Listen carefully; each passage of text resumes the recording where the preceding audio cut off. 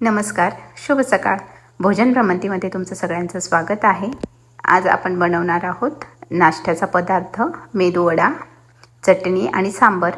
त्यासाठी मी उडदाची डाळ घेतलेली आहे. पांढऱ्या कलरची डाळ घ्यायची आपल्याला. स्वच्छ धुवून घ्यायची ही डाळ. 2-3 पाण्याने स्वच्छ धुवून घ्यायची आणि 4 तास भिजायला घालायची. 4 तासानंतर बघा किती फुगून वर आलेली. मी चेक करते आहे की भिजली की नाही. मस्त भिजली डाळ. तर आपण पाण्यातून ती डाळ गाळणीमध्ये काढून घेणार आहोत. त्याच्यातलं पाणी सगळं आपल्याला काढून घ्यायचं आहे. पाणी काढल्याच्यानंतर काय होतं, दळल्या छान जाते ती डाळ कोरडी झाल्याच्यानंतर थोडी. तर ती डाळ कोरडी होते तोपर्यंत आपल्याला करून घ्यायचं आहे सांबर. तर सांबरसाठी मी तुरीची डाळ घेतलेली आहे.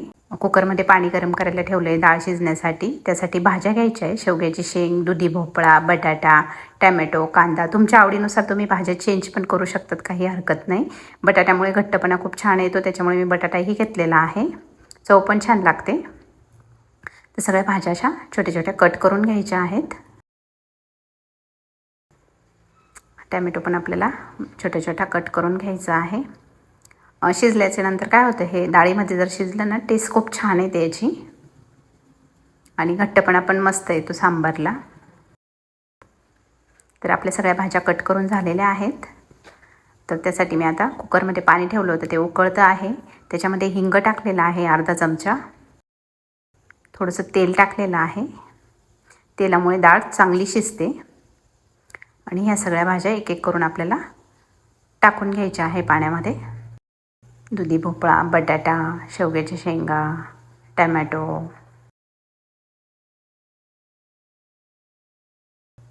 आणि यात धुतलेली डाळ पण टाकून घ्यायची आहे आता. आणि 1 चमचा मी हळद टाकलेली आहे. कुकर बंद करून कमी गॅसवरती 2 शिट्ट्या करून घ्यायच्या आहे त्याच्या. मी आता कांदा पण कट करून घेते सांबार बनवण्यासाठी. छोट्या छोट्या बारीक कट करून घ्यायचा आहे आपल्याला कांदा. यानंतर आपल्याला अद्रक आणि लसूणची पेस्ट करायची आहे. तर आपलं सांबारचं डाळ शिजते तोपर्यंत आपण डाळ दळून घेणार आहोत. आता मिक्सरच्या भांड्यामध्ये मी डाळ टाकून घेते. थोडी थोडी करून आपल्याला दळून घ्यायची ही डाळ. खूप अगदी बारीक पण करायची नाही आहे, खूप जाडसर पण ठेवायची नाही. बघू शकता अशी घट्ट अशी डाळ मी दळून घेतलेली आहे.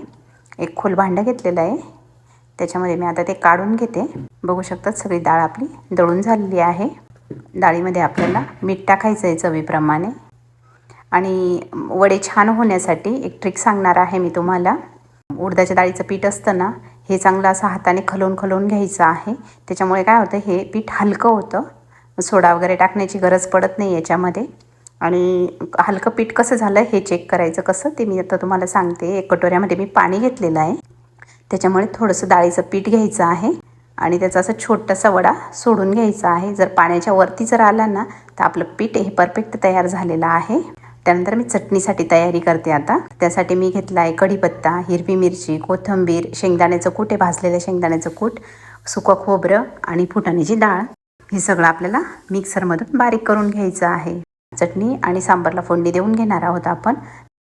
बघू शकतात फाईन पेस्ट केलेली आहे मी. त्याच्यामध्ये चवीप्रमाणे मीठ टाकायचं आहे आणि परत एक मिक्सरला चक्कर फिरवून घ्यायचं आहे. चटणीला तडका देण्यासाठी मी पॅन ठेवलेला आहे गॅसवरती. पॅनमध्ये तेल टाकलेलं आहे.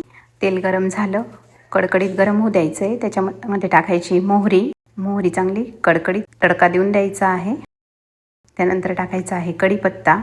बघू शकता तुम्ही वरती जाळ झालेला आहे कढीपत्ता. अगदी तडका छान बसलेला आहे कढीपत्त्याचा.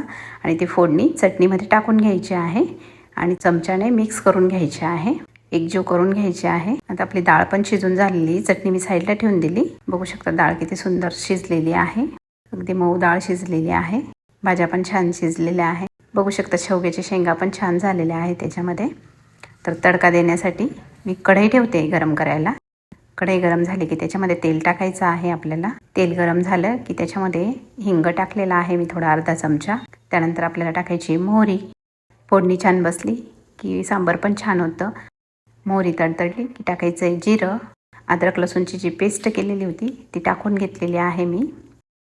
त्यामध्ये टाकायचं आहे कढीपत्ता आणि छान मस्त लाईट ब्राऊन होईपर्यंत फ्राय करून घ्यायचं आहे. हे कढीपत्ता पण छान फ्राय होऊ द्यायचा आहे. बघू शकतात किती छान तडका बसलेला आहे. त्यानंतर यात टाकायचा आहे कट केलेला कांदा. कांदा पण मस्त फ्राय होऊ द्यायचा लाईट ब्राऊन कलरचा. आणि हे सगळं मी कमी गॅसवरतीच करते आहे. कमी गॅस केल्याच्या नंतर काय होतं, जळत वगैरे काही नाही, एकसारखा कांदा फ्राय होऊन जातो. त्याच्यामध्ये टाकलेला आहे मी सांबर मसाला चवीप्रमाणे. त्यानंतर टाकायची हळद पावडर. त्यानंतर टाकायचं आहे लाल तिखट चवीप्रमाणे. आणि हा मसाला एकजीव करून घ्यायचा आहे, मस्त फ्राय होऊ द्यायचा आहे.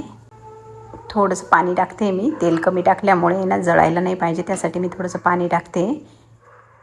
आणि छान फ्राय होऊ द्यायचं आहे.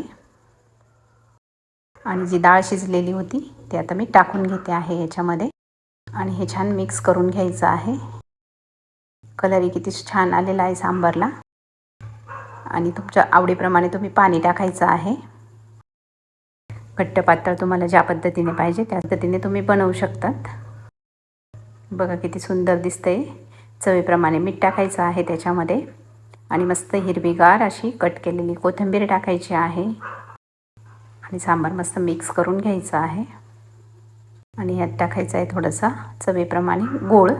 गोड टाकल्याच्यामुळे काय होतं, सांबारला टेस्ट खूप छान येते. आंबट गोड तिखट असं सांबार बनतं. बारीक गॅसवरती उकळ आणून घ्यायची आहे याला. सांबार आपलं तयार झालं आहे, तोपर्यंत आपण वडे तयार करायला घेऊ आता. तर वडे तयार करण्यासाठी मी कढई ठेवली, त्याच्यामध्ये तेल टाकलेलं आहे.